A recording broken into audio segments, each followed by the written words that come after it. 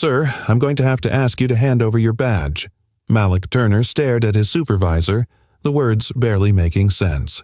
You're firing me? After 12 years? Stan Brewer couldn't meet his eyes. Budget cuts, Malik. It's nothing personal.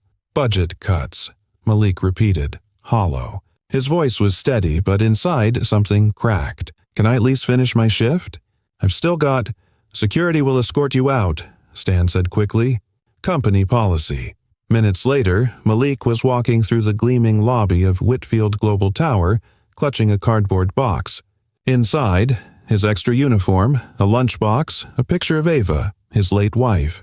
The revolving door spit him out into the Seattle rain. He stood there for a long moment, rain mixing with the sweat on his face, unsure which stung more, losing the job or realizing nobody inside cared.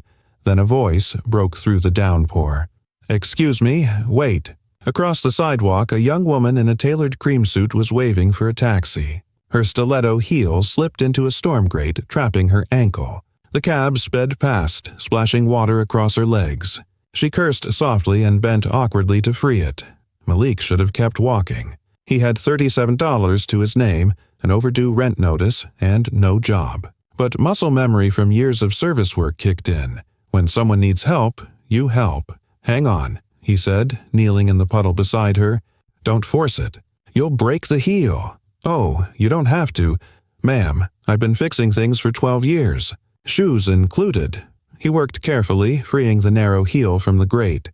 Her perfume mingled with the scent of rain. When he finally stood, soaked and shivering, he gave a tired smile. There you go. Good as new. The woman looked at him then. Really looked. Water beaded on her lashes, but her gaze was clear. Thank you. You didn't have to stop. Just doing what's right, he said quietly. You look like you're having a rough day. Malik laughed without humor. You could say that. Got fired about an hour ago. He gestured toward the shining glass tower behind them. 12 years in that building. Guess I'm redundant. Her brow furrowed. They fired you? After 12 years? Yeah, nothing personal apparently. He started to step back. Anyway, hope your shoe's okay. Wait, what's your name? She called. But Malik was already walking toward the bus stop, rain plastering his uniform to his back. He didn't look back, didn't see the woman watching him go with an expression that was half guilt, half disbelief, 'cause Elena Whitfield, CEO of Whitfield Global, the woman who'd just taken over her father's empire, had no idea the man who helped her was one of the workers her company had just thrown away. She raised her phone to her ear, rain dripping down her wrist. Nora, she said tightly, I want the personnel files for everyone terminated today, especially a janitor named Malik Turner. And in that moment, everything began to change. Elena, you might want to sit down before you read this, said Nora James, her assistant, sliding a tablet across the desk. I don't sit when something's wrong, Elena replied, scrolling through the report. The rain still streaked down her office windows like ink trails. 3 janitors fired the same day, and all of them black, Nora finished quietly. 12 years of service on average. All under budget cuts. The approval came from Victor Klein. Elena's jaw tightened. Victor had been her father's right hand for 3 decades, a man who smiled in meetings and sneered behind closed doors. Get me his schedule, she said flatly. Within the hour, she strode into Victor's office without knocking. Morning, Elena, Victor said, half rising from his chair. Everything okay? No, she said. Why did you fire 3 senior staff members on Friday? He leaned back, lacing his fingers. Budget streamlining. Standard efficiency review. HR cleared it. Really? Elena tapped the tablet on his desk. Because our Q2 profits hit a record high. There were no cutbacks. And all 3 of those employees happened to be black. Want to explain that coincidence? Victor's smile faltered. Now hold on. You're new to this. Sometimes. Stop talking like I don't understand business, Elena snapped. I built divisions before you finished your last audit. You terminated loyal workers without cause. You embarrassed this company. You embarrassed me. Victor's tone turned sharp. You think your father would have… My father isn't CEO anymore. Her voice cut through the air. I am, and I will not run a company that fires people based on race, convenience, or ego. Effective immediately. You're done here. He stared, disbelieving. "You're firing me?" "Yes, Victor," she said coldly. "Security will escort you out. Company policy." The phrase stung Victor, his own words thrown back at him. He left red-faced as security arrived. When the doors closed, Elena exhaled shakily. Her heart was pounding, but beneath the adrenaline was something else. Purpose. "Nora," she said, "reinstate all 3 janitors. Full back pay. And one more thing. Find the man who helped me in the rain. The janitor. His name is Malik Turner. Tell HR I want him in my office tomorrow morning. Personally." That night in her penthouse, Elena couldn't focus on her reports. She kept seeing Malik's soaked uniform, the calm dignity in his voice as he'd said, "We're expendable." She opened his file again. 12 years of perfect reviews. 1 leave of absence for his wife's cancer. Back at work 3 days after her funeral, Elena set the tablet down, guilt tightening her throat. This man gave everything to my company, and we threw him away. For the first time since becoming CEO, she felt ashamed of the building that bore her family's name, and somewhere across town, Malik Turner was lying awake in a dim apartment, wondering what his life would look like tomorrow, never imagining that the woman whose shoe he'd fixed was about to change everything. "Mr. Turner, the CEO will see you now." Malik adjusted his borrowed khakis and followed the assistant through the towering glass corridors of Whitfield Global Tower. Everything gleamed. Marble floors, gold fixtures, expensive silence. He felt like a misplaced puzzle piece in a perfect frame. They stopped at a sleek glass door. Malik caught his reflection. Tired eyes, nervous shoulders, an old man's humility wrapped in borrowed confidence. "Just be yourself," the assistant said softly, as if she sensed his thoughts. When the doors opened, Malik froze. The woman from the rain, immaculate in an ivory blouse and navy suit, stood behind the desk. Her surprise was genuine. "You," he breathed. "You're Elena Whitfield," she said, stepping forward with a small, almost embarrassed smile. "And you must be Malik Turner." He blinked. "I didn't realize CEOs made house calls to street puddles." Elena laughed quietly. "I owe you an apology. And a thank you. I looked into what happened last week. You should never have been fired." Malik crossed his arms. "Apologies don't pay rent, Miss Whitfield. Which is why I'm not just apologizing." She handed him a folder. "I reviewed your work. 12 years, spotless record. I'm reinstating you, with full back pay."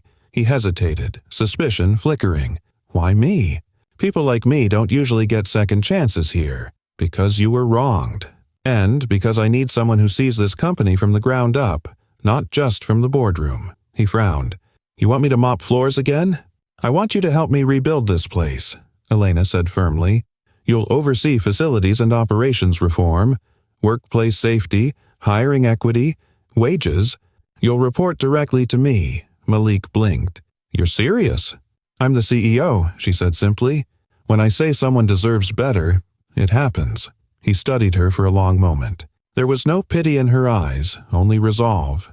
And something else, something human. "You're taking a risk," he said finally. "I'm taking the right risk." Malik exhaled, a laugh bubbling out despite himself. "You talk like someone who's never been told no." Elena smiled. "Then maybe you'll be the first." He looked down at the offer in his hands, at his own name typed in bold at the top. It didn't feel real. "Can I think about it?" "Of course. But know this, Malik, your voice matters here. I can't fix what's broken without it." When he left her office, his head spun. Rosa would never believe this.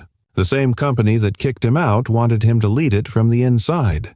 As the elevator doors closed, Malik looked out at the city skyline, the same skyline he used to clean behind glass. For the first time in years, he let himself imagine something bigger than survival. And back in her office, Elena watched him go, whispering under her breath, "Let's see if decency can change a company." "Morning." "Boss." Malik looked up from the clipboard in his hands. Carlos, a wiry technician with grease-stained fingers, grinned at him from across the maintenance bay. "Don't call me that," Malik said, shaking his head. "I'm not anyone's boss," Carlos chuckled. "You're the only one in this place who actually fixes things. That makes you the boss by default." Malik smiled faintly, then went back to inspecting the rusted pipes beneath the East Wing boiler. 2 months since Elena had reinstated him, and the janitor everyone used to ignore was now heading a new initiative, Whitfield Renewal, a company-wide reform project meant to clean more than just floors. Helena had given him the title Director of Operations Integrity, but Malik didn't care about titles. He cared about the people, the ones who stayed invisible while the rest of the building glittered. That afternoon, he stood at the front of a crowded conference room, a mix of custodians, drivers, cafeteria workers, and maintenance staff. For the first time, they had been invited upstairs for a meeting that mattered.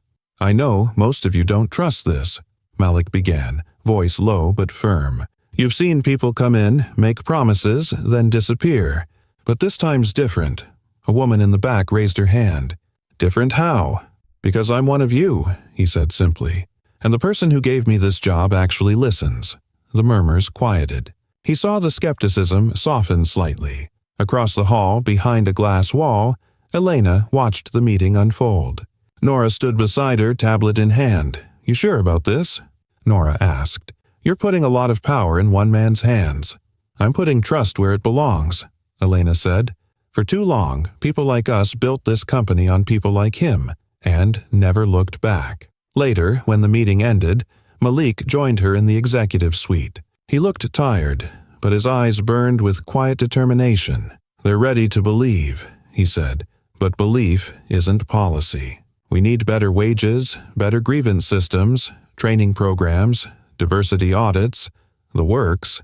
Elena leaned against her desk. "Then we'll do it," Malik hesitated. "You say that like it's easy." "It's not," she admitted. "The board's already breathing down my neck about unnecessary spending. Victor still has friends there. They'll fight every change we make." Malik crossed his arms. "Then we fight harder. Fair doesn't come free." Elena smiled faintly. "You sound like a CEO, and you sound like someone learning what leadership really means." They shared a quiet laugh, the kind that carried understanding, but neither of them noticed the man, lingering just outside the doorway. Gerald, a senior board member and Victor's closest ally. His expression was stone. He turned and walked away, already pulling out his phone. The call he was about to make would turn their reform into a full-blown war. "Elena, you need to see this."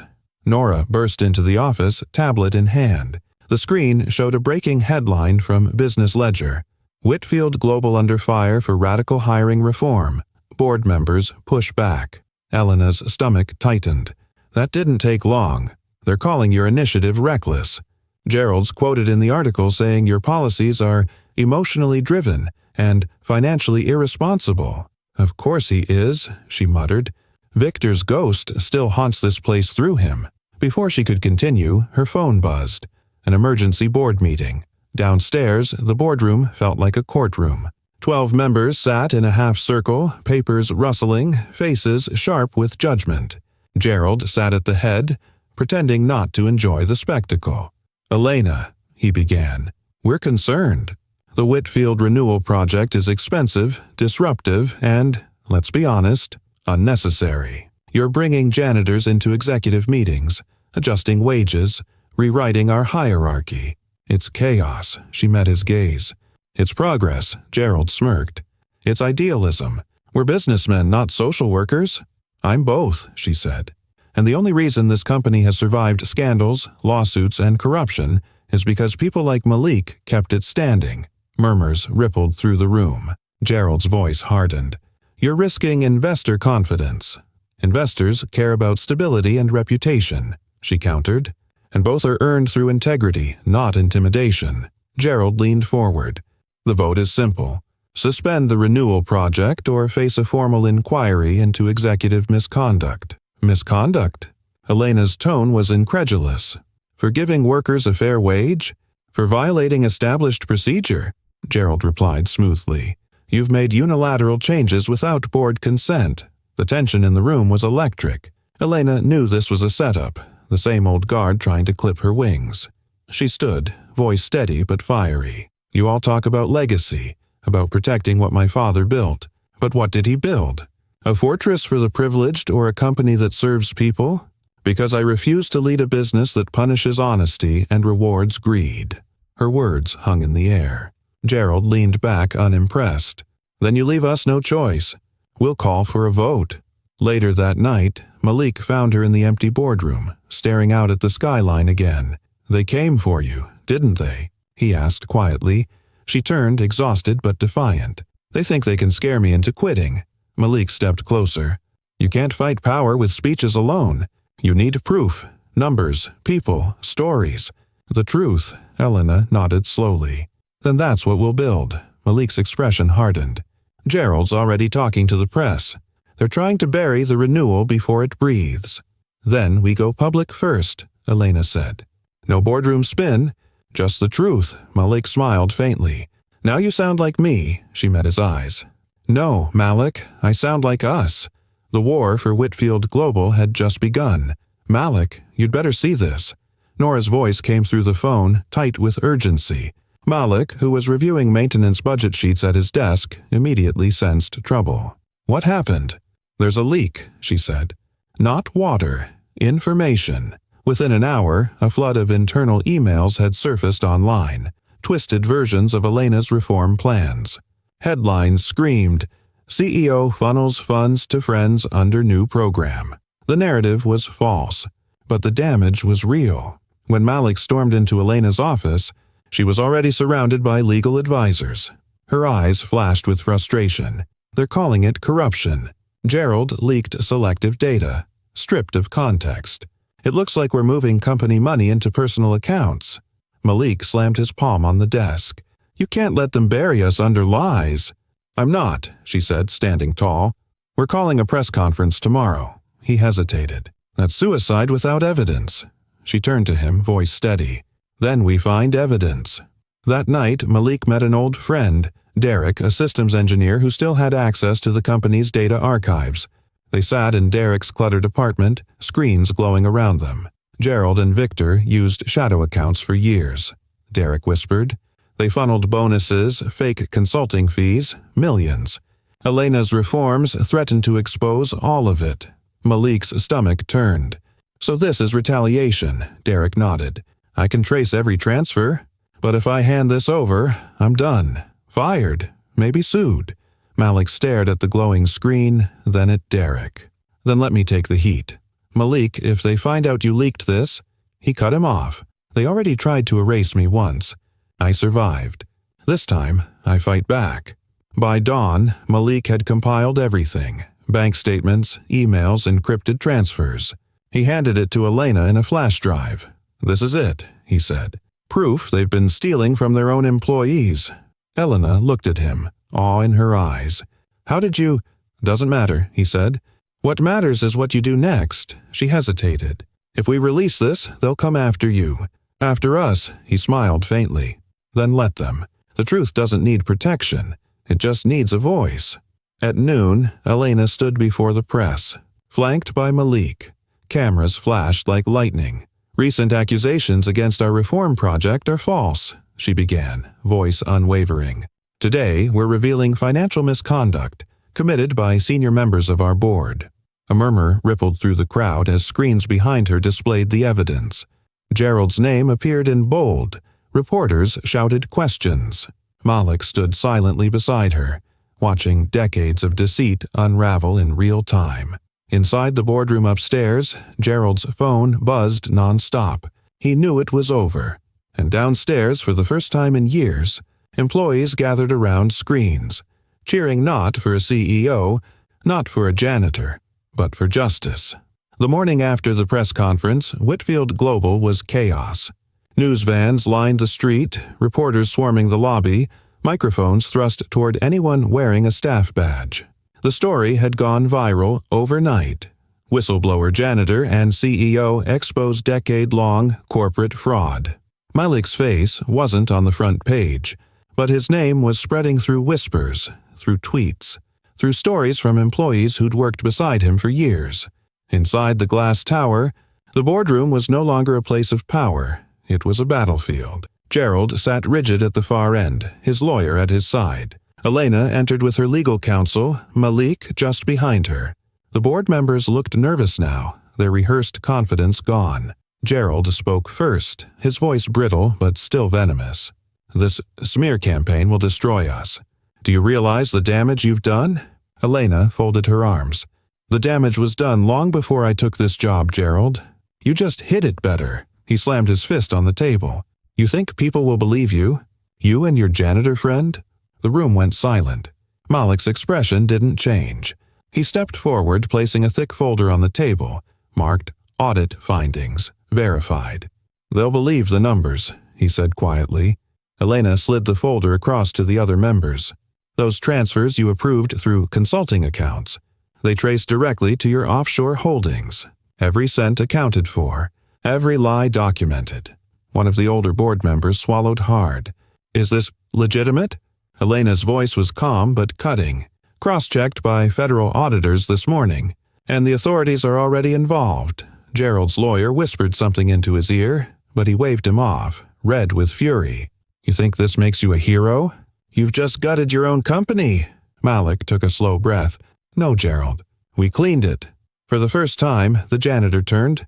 Reformer looked every bit the man he'd become, a leader forged from the dust of a broken system. Gerald tried to stand, but two federal agents entered the room. "Gerald Patterson?" one asked, flashing a badge. "You're under arrest for corporate fraud, tax evasion, and obstruction of justice." The silence that followed was deafening. The man who once barked orders now stood frozen as cuffs clicked around his wrists. Cameras outside caught the image as he was led out, a symbol of downfall. Elena exhaled, tension draining from her shoulders. Malik looked at her, his tone soft. "It's over," she shook her head. "No, this was just cleaning the surface. Now we rebuild." The board members, one by one, turned their eyes to Malik, not with disdain anymore, but with respect. For the first time in Whitfield's history, a man who started with a mop and a bucket now stood at the center of decision-making, the living proof that integrity had a voice. Downstairs, the employees erupted in applause when the news broke. Elena and Malik stepped out of the elevator together, the crowd parting for them. He looked at her, almost shyly.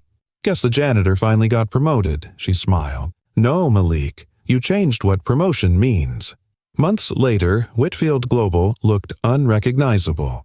The marble floors still shone, but this time the reflection staring back wasn't of greed, it was of gratitude. Posters lined the hallways with a new slogan, "Respect builds everything." Employees walked with lighter steps, managers greeted janitors by name, and for the first time, the executive floor didn't feel like a fortress. Malik stood by the giant glass window on the top floor, the same view he once admired from below with a mop in his hand. Now he wore a sharp charcoal suit, a subtle badge on his chest reading Director of Employee Relations. Elena entered quietly, holding 2 coffees. "You still like it black, right?" He smiled. "Guess some things don't change." She joined him at the window. "They said today feels like the first day of a new company." "It is," he said. "We built it on truth this time." Elena looked out at the skyline. "The media's calling you the janitor who cleaned corporate America." He chuckled. "Let them. I didn't clean it alone. You taught me how," she replied softly. That afternoon, in a broadcast that streamed worldwide, Elena took the stage for the company's annual address, this time with Malik standing beside her. "When corruption met courage," she began, "we saw something powerful. A company reborn, not by money, but by integrity." The crowd of employees erupted in applause. Malik stepped up to the microphone next. His voice was calm, grounded, carrying the weight of experience and hope. "For years, I thought people like me were invisible," he said. "But the truth is that we all matter. Respect isn't a luxury you earn. It's a right we owe each other. I didn't fight to take someone's place. I fought to make space for everyone." The entire auditorium rose to its feet. Some clapped. Some cried. Elena wiped a tear discreetly and leaned toward him. "You realize you just changed how millions of people think about power?" He smiled faintly. "No, Elena. We changed it." As they walked off stage, Malik paused near the maintenance door, the one he'd walked through every day for 10 years. He touched the handle, not out of nostalgia, but respect. It reminded him where strength was born, in silence, in humility, in doing the right thing even when no one's watching. Outside, reporters were waiting. Cameras flashed. One shouted, "Mr. Malik, what's next for you?" He smiled at the question.